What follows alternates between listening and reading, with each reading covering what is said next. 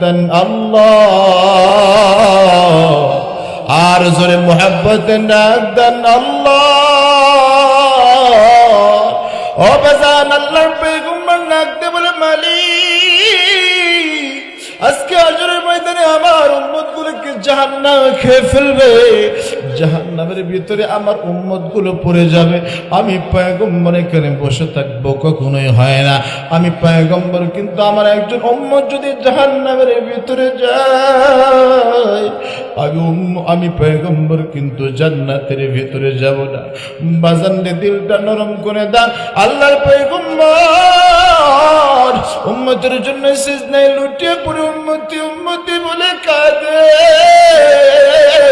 আল্লাহর পয়গম্বর যখন ক্রন্দন করে, আল্লাহর ফেরেশতা জিবরাইল ডাকতে বলে, আল্লাহ, তোমার পয়গম্বর দুনিয়ার বুকে ক্রন্দন করছে উম্মতি উম্মতি করে, এত করছে, এত কষ্ট করে উম্মতের জন্য। আজকে আসরে ময়দানে তোমার পয়গম্বর কাঁদে। আল্লাহর পয়গম্বর আর কান্দার তো আর সহ্য করতে পারি না আল্লাহ। আল্লাহ পাক রব্বুল আলামিন ডাক দিয়ে বলে, জিবরাইল যাও, আমার পয়গম্বরকে জানিয়ে দাও, আমার পয়গম্বরের কাছে যাও, আমার পয়গম্বরকে ডাক দিয়ে বলো, আমি তো সকল উম্মতের ভিতরে অর্ধেক উম্মতকে মাফ করিয়া দিলাম। সুবহানাল্লাহ বলেন। ও মুসলমান ইমানদার, আল্লাহর গোলাম, খবরটা শোনার পরে আল্লাহ পাক রব্বুল আলামিনের পয়গম্বরে খুশি হওয়ার কথা ছিল, কিন্তু না, আল্লাহর পয়গম্বর খুশি হয় নাই। আল্লাহর ফেরেশতা জিবরিল আলাইহিস সালাতু ওয়াস সালাম ডাক দিল, আল্লাহর পয়গম্বর কেঁদেছেন, জীবনটা আমার। আল্লাহ পাক রব্বুল আলামিন আপনার উম্মতের অর্ধেক উম্মতকে ক্ষমা করে দিয়েছে, মাথা ওঠান। আল্লাহর পয়গম্বর মাথা ওঠাই না, উম্মতি উম্মতি বলে আর হাউমাউ করে ক্রন্দন করতেছে। ক্রন্দন করার কারণটা কি জানেন নাকি? ও বাজান, অনেক এলাকার ভিতরে দেখবেন যে মা বোনদের ঘরে বাচ্চা আছে, 5 মাস 6 মাস 1 বছরের বাচ্চা আছে। বাচ্চার যখন পেটের ভিতরে ক্ষুধা লাগে, বাচ্চা যখন চক্ষু বন্ধ করে ক্রন্দন শুরু করে, মা জননীর হাতে কাজ পড়ে আছে, মা কাজ করবে। ওই মুহূর্তের ভিতরে বাচ্চা যখন কাঁদে, মা তখন তার সন্তানের বড় বোনকে বা অন্য কাউকে ডাক দিয়ে বলে, যাও বাচ্চাটা একটু ধরো, আমি আমার হাতের কাজটা শেষ করে তারপরে তার কাছে যাব। বলে কি বলে না? কিন্তু খেয়াল করে দেখবেন, বাচ্চার কাছে, ছোট বাচ্চার কাছে যখন তারা বড় বোন বা অন্য কোন আত্মীয় স্বজন যায়, বাচ্চা যখন চোখ করে দেখে তার মা আসে না, ওই বাচ্চাটা চক্ষু বন্ধ করে আরো জোরে জোরে হাউমাউ করে কান্দে। ঠিক কিনা বলেন? ও বাজান, বাচ্চা বোঝাইতে চাই, আমার বোন আসছে, ফুফু আসছে, খালা আসছে, আমার পেটের ভিতরে ক্ষুধা, আবার ক্ষুধা নিবারণ করতে হইলে আমার মা আসতে হবে।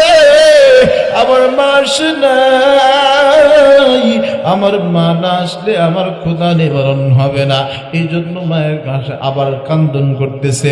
খেয়াল করে দেখবেন, মায়ের যত কাজ থাকে সব কাজ ফেলে দিয়ে আগে করে যান টুকরা সন্তানকে ধরে। ঠিক কিনা? আল্লাহ পাক রব্বুল আলামিনের পয়গম্বর ঠিক একই অবস্থা। আল্লাহর পয়গম্বরের কান্না বন্ধ করে না, আল্লাহর পয়গম্বরের কান্নার আওয়াজ পুরো ডাবল হয়ে যায়। আল্লাহর পয়গম্বর যখন হাউমাউ করে কাঁদে, আল্লাহর ফেরেশতা নাক দিয়ে বলে, ওগোদার আল্লাহ, তোমার পয়গম্বরের কান্নার আওয়াজ তো বন্ধ হয় না, হাউমাউ করে কাঁদতেছে। ও বাজান, দিলটা নরম করে দেন। কোন নবী করে যায় আপনি কষ্ট দেন? যেই নবী উম্মতের জন্য হাউমাউ করে কাঁদে, যেই নবী উম্মত ছাড়া কোনো কিছু বোঝে না, সেই নবীকে কেমনে কষ্ট দেন, কেমনে আপনি খোঁটটা মুখের ভিতরে ঠেকেন বাজান? এমনি কিন্তু আল্লাহর পয়গম্বর সুপারিশ করবে না। যার সম্পর্কটা আল্লাহর নবীর সুন্নতের সাথে হয়ে যাবে, তাকে আমার আল্লাহর পয়গম্বর সুপারিশ করে জান্নাতে দিবে। ও মুসলমান ইমানদার, আল্লাহর ফেরেশতা জিবরিল ডাকতে বলে, আল্লাহ, তোমার পয়গম্বরের কান্নার আওয়াজ বন্ধ হয় না। আল্লাহ পাক রব্বুল আলামিন ডাক দিয়ে বলবো গো জিবরাইল আজকে হাসরের ময়দানে লিমানিল মুলকুল ইয়াউম লিল্লাহিল ওয়াহিদিল কাহ্হার আজকে হাসরের ময়দানে আমার সামনে দাঁড়ানোর ক্ষমতা কারো নাই আমার পয়গম্বরের জন্য অর্ধেক উম্মতের গুনাহ মাফ হয়েছে বাকি অর্ধেক উম্মত এখনো মাফ পাই নাই ক্ষমা পাই নাই যদি কান্না থামা দেয় বাকি উম্মতের অবস্থা কি হবে এই জন্য উম্মতের মায় আমার পয়গম্বর কাঁদে যাও যাও পয়গম্বরকে খবরটা দিয়া দাও ডাক দেয়া বলো পয়গম্বর আর কাঁদতে হবে না যারা শিরিক মুক্ত ঈমান নিয়ে দুনিয়া থেকে আসছে আমার আল্লাহ পাক রব্বুল আলামিন ওই দিন আল্লাহর পয়গম্বরের কান্নার বদৌলতে সকল উম্মতকে আল্লাহ তাআলা মাফ করে দিবে কিন্তু শর্ত হলো একটা শিরিক মুক্ত ইবাদত কি মুক্ত শিরিক মুক্ত ইবাদত করেন সন্তান চাবো তো আল্লাহ তাআলার কাছে চাবো না মাজারে চাবো কথা কন না কেন আমরা বিভিন্ন মাজারে যাই বাবার কাছে যাই যা সন্তান চাই সন্তান দেওয়ার মালিক কি সম্পদ দেওয়ার মালিক কে আল্লাহ তাআলার কাছে চাইতে হবে যদি আমরা আল্লাহ তাআলার কাছে চাইতে পারি তাহলে আল্লাহ পাক রব্বুল আলামিন সম্পদ দিবে সন্তান সব কিছু আমার আল্লাহ তাআলা ব্যবস্থা করে দিবে ঠিক কি না